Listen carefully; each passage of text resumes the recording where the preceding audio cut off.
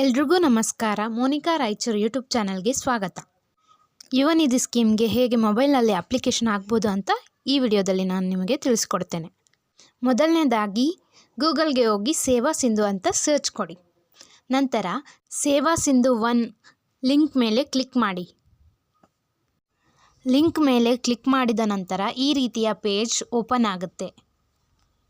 ಸ್ನೇಹಿತರೆ, ನೀವೇನಾದರೂ ಈಗಾಗಲೇ ಸೇವಾ ಸಿಂಧು 1ನಲ್ಲಿ ರಿಜಿಸ್ಟರ್ ಆಗಿದ್ದರೆ ನೀವು ಡೈರೆಕ್ಟಾಗಿ ಲಾಗಿನ್ ಆಗಬಹುದು. ಯಾರು ರಿಜಿಸ್ಟರ್ ಆಗಿಲ್ವೋ ನೀವು ಯೂಸರ್ ರಿಜಿಸ್ಟರ್ ಇಯರ್ ಅಂತ ಇದೆ ಅಲ್ವಾ, ಅದರ ಮೇಲೆ ಕ್ಲಿಕ್ ಮಾಡಿ. ರಿಜಿಸ್ಟ್ರೇಷನ್ ಪೇಜ್ ಓಪನ್ ಆಗುತ್ತೆ. ಅದರಲ್ಲಿ ನಿಮ್ಮ ಆಧಾರ್ ಸಂಖ್ಯೆಯನ್ನು ಹಾಕಿದ ನಂತರ ಕೆಳಗೆ ಕಾಣಿಸುವ ಕ್ಯಾಪ್ಚಾವನ್ನು ಟೈಪ್ ಮಾಡಿ. ಟೈಪ್ ಮಾಡಿದ ನಂತರ ನೆಕ್ಸ್ಟ್ ಅಂತ ಏನು ಕಾಣ್ತಾ ಇದೆಯೋ ಅದನ್ನು ಕ್ಲಿಕ್ ಮಾಡಿ. ನಿಮ್ಮ ಆಧಾರ್ ಕಾರ್ಡ್ಗೆ ಲಿಂಕ್ ಇರುವ ಮೊಬೈಲ್ ನಂಬರ್ಗೆ ಒಂದು OTP ಬರುತ್ತೆ. ಆ OTP ಹಾಕಿ ಸಬ್ಮಿಟ್ ಮಾಡಿ. ಇಮೇಲ್ ID-ಯನ್ನು ಹಾಕಿ, ನಂತರ ಮೊಬೈಲ್ ನಂಬರನ್ನು ಹಾಕಿ, ನಂತರ ಪಾಸ್ವರ್ಡ್ ಇದ್ದಲ್ಲಿ ನೀವೇ ಒಂದು ಪಾಸ್ವರ್ಡ್ ಹಾಕಿ ಸೆಟ್ ಮಾಡಿ. ನಂತರ ಕ್ಯಾಪ್ಚಾವನ್ನು ಟೈಪ್ ಮಾಡಿ ಸಬ್ಮಿಟ್ ಕೊಡಿ. ರಿಜಿಸ್ಟ್ರೇಷನ್ ಕಂಪ್ಲೀಟ್ ಆದಮೇಲೆ ನೀವು ಲಾಗಿನ್ ಆಗಬೇಕಾಗುತ್ತೆ. ಲಾಗಿನ್ ಆಗಬೇಕು ಅಂದರೆ ಮೊದಲು ನೀವು ನಿಮ್ಮ ಮೊಬೈಲ್ ನಂಬರನ್ನು ಹಾಕಿ. ನಿಮಗೇನಾದರೂ ಪಾಸ್ವರ್ಡ್ ನೆನಪಿದ್ರೆ ಪಾಸ್ವರ್ಡ್ ಹಾಕ್ಬೋದು. ಇಲ್ಲ ಅಂದರೆ ಗೆಟ್ OTP ಅಂತ ಇದೆ ಅಲ್ವಾ, ಅಲ್ಲಿ ಕ್ಲಿಕ್ ಮಾಡಿ ನಿಮ್ಮ ಮೊಬೈಲ್ ನಂಬರ್ಗೆ ಒಂದು OTP ಬರುತ್ತೆ. OTPಯನ್ನು ಹಾಕಿದ ನಂತರ ಟೈಪ್ ಇಯರ್ ಅಂತ ಇದೆ ಅಲ್ವಾ, ಅಲ್ಲಿ ಕ್ಯಾಪ್ಚಾವನ್ನು ಹಾಕಿ ಸಬ್ಮಿಟ್ ಕೊಟ್ಬಿಡಿ. ನನ್ನ ಯೂಟ್ಯೂಬ್ ವೀಡಿಯೋಸ್ ನಿಮಗೆ ಇಷ್ಟ ಆದರೆ ಸಬ್ಸ್ಕ್ರೈಬ್ ಮಾಡಿ, ನಿಮ್ಮ ಫ್ರೆಂಡ್ಸ್ಗೂ ಶೇರ್ ಮಾಡಿ, ಲೈಕ್ ಕಮೆಂಟ್ ಮಾಡಿ. ಅಪ್ಲಿಕೇಶನ್ ಕಂಟಿನ್ಯೂ ಮಾಡೋಣ. ಅಪ್ಲೈ ಫಾರ್ ಸರ್ವಿಸಸ್ ಅಂತ ಕಾಣ್ತಾ ಇದೆ ಅಲ್ವಾ, ಅಲ್ಲಿ ಕ್ಲಿಕ್ ಮಾಡಿ. ಕ್ಲಿಕ್ ಮಾಡಿದ ನಂತರ ಅದರ ಕೆಳಗೇನೆ ವೀವ್ ಆಲ್ ಅವೈಲೇಬಲ್ ಸರ್ವಿಸಸ್ ಅಂತ ಬರುತ್ತೆ. ಅದನ್ನು ಕ್ಲಿಕ್ ಮಾಡಬೇಕಾಗುತ್ತೆ. ನೀವು ಕಾಣ್ತಾ ಇದೆ ಅಲ್ವಾ, view all available services. Okay. ಪೇಜ್ನ ನೀವು ಸ್ಕ್ರಾಲ್ ಮಾಡಿ. ಸ್ಕ್ರಾಲ್ ಮಾಡಿದ ನಂತರ ಸರ್ಚ್ ಅಂತ ಕಾಣುತ್ತೆ ಅಲ್ವಾ, ಸರ್ಚ್ ಕೊಡಿ. ಅಲ್ಲಿ ಯುವ ನಿಧಿ ಅಂತ ಟೈಪ್ ಮಾಡಿ. ಯುವ ನಿಧಿ ಅಂತ ಟೈಪ್ ಮಾಡಿದ ನಂತರ ನಿಮಗೆ 3 ಆಪ್ಷನ್ ಬರುತ್ತೆ. ಅದರಲ್ಲಿ ಫಸ್ಟ್ ಒನ್ ಏನು ಅಪ್ಲಿಕೇಶನ್ ಫಾರ್ ಯುವ ನಿಧಿ ಸ್ಕೀಮ್, ಯುವ ನಿಧಿ ಯೋಜನೆಗೆ ಅರ್ಜಿ ಅಂತ ಕಾಣ್ತಿದೆಯೋ ಅದರ ಮೇಲೆ ಕ್ಲಿಕ್ ಮಾಡಿ. ಇಂಪಾರ್ಟೆಂಟ್ ನೋಟಿಸ್, ನಿಮಗೆ ಯಾವಾಗಲೂ ನೀವು ಮೊಬೈಲಲ್ಲಿ ಅಪ್ಲಿಕೇಶನ್ ಹಾಕಬೇಕಾದ್ರೆ ಕೈನ್ ಮಾಸ್ಟರ್ ವಾಟರ್ ಮಾರ್ಕ್ ಏನು ಕಾಣ್ತಾ ಇದೆ ಅದರ ಕೆಳಗಡೆ 3 ಡಾಟ್ಸ್ ಇದೆ.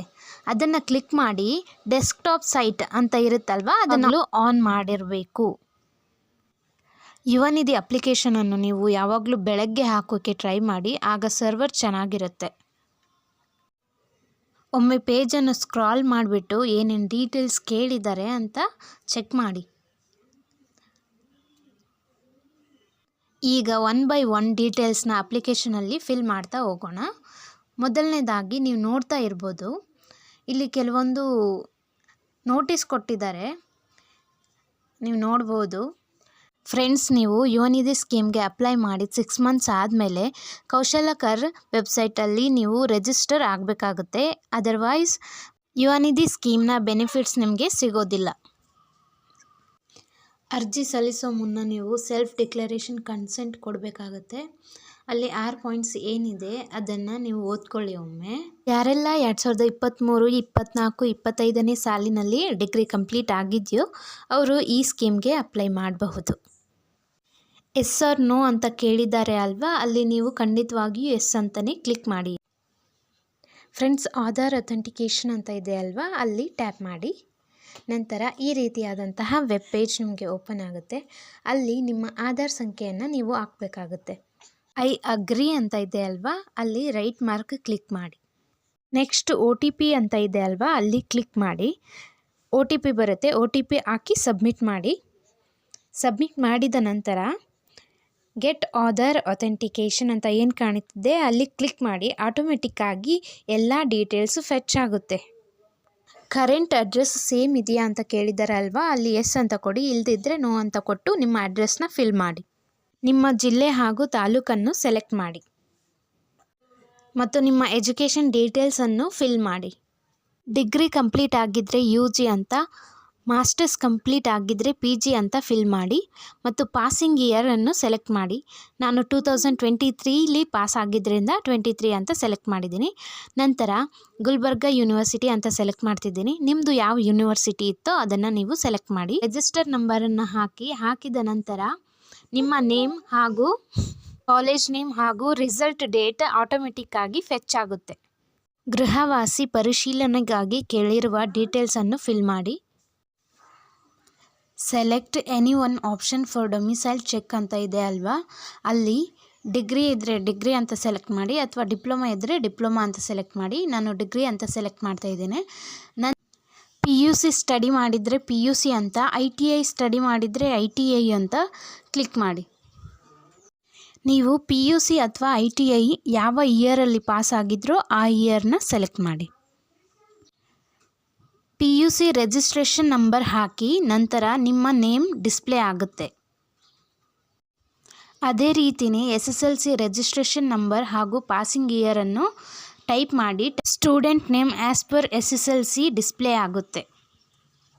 ನಾನು 2017 ಸೆಲೆಕ್ಟ್ ಮಾಡಿದ್ದೇನೆ.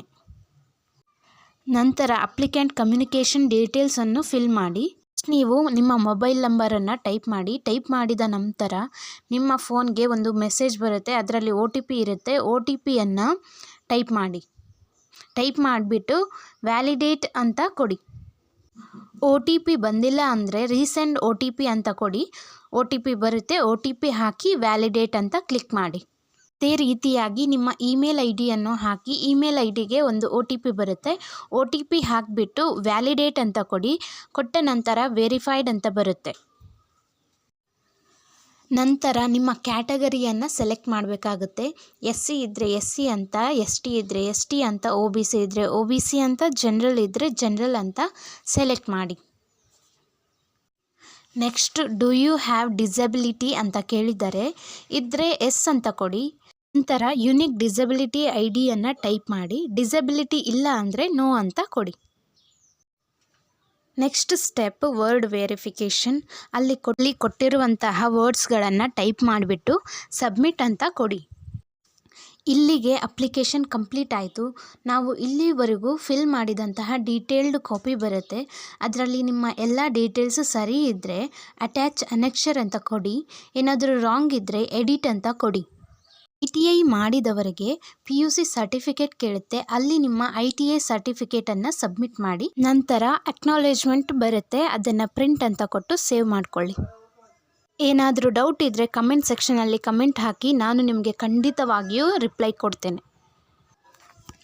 ಈ ವಿಡಿಯೋ ನಿಮಗೆ ಇಷ್ಟವಾಗಿದ್ದರೆ ಮೋನಿಕಾ ರಾಯಚೂರು ಯೂಟ್ಯೂಬ್ ಚಾನಲ್ಗೆ ಸಬ್ಸ್ಕ್ರೈಬ್ ಮಾಡಿ, ಶೇರ್ ಮಾಡಿ, ಲೈಕ್ ಕಮೆಂಟ್ ಮಾಡೋದನ್ನು ಮರಿಬೇಡಿ.